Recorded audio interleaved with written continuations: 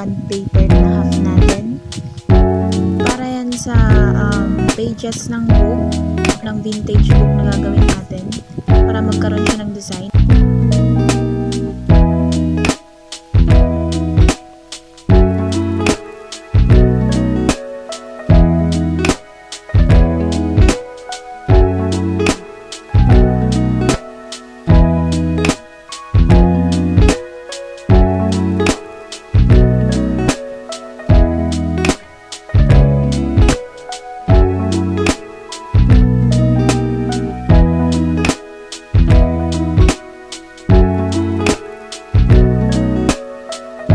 Pagkatapos is i-crumpled lang natin siya isa-isa, ganyan.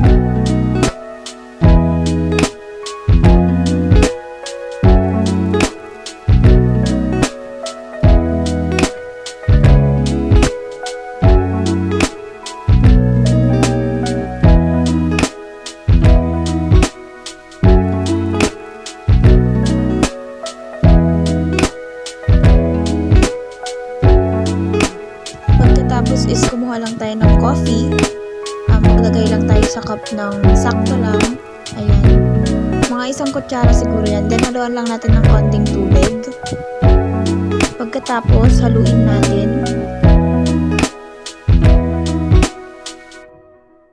Then pwede na natin siyang i-apply doon sa paper na clinampled natin kanina.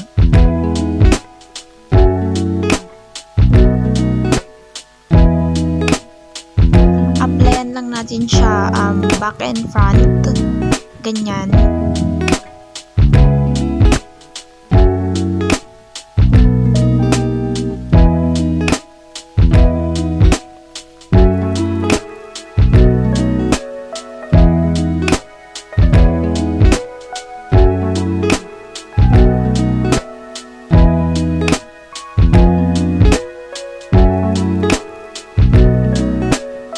So, pagkatapos natin ma-applyan lahat, ayan, i-dry lang natin siya. Wait lang natin siya until ma-dry. So, ayan, pag dry na siya, ayan, pwede na natin siyang butasan sa gitna. Tatlong butas lang. Ayan.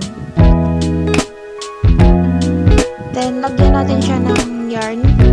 Mas maganda kung mas makapal yung tali na ilalagay mo para visible siya.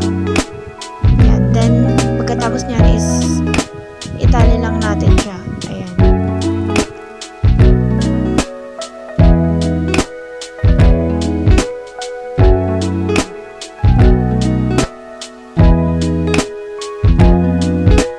Pagkatapos natin magawa yon, ito naman yung cover niya. Kumuha lang ako ng cardboard dyan na hindi na ginagamit.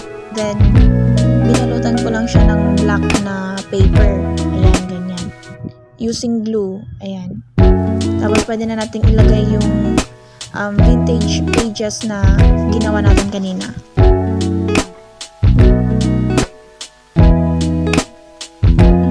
Dito is nilagyan ko lang siya ng design. Ayan, bahala na kayo sa design kung anong gusto nyong ilagay sa harapan. Ayan, ganyan yung ginawa kong design.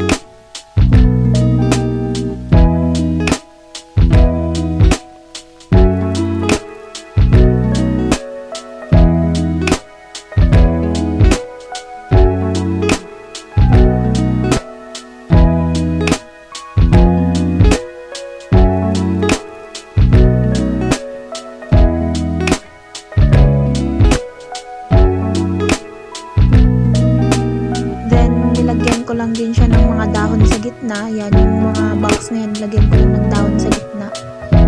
Using glue ulit.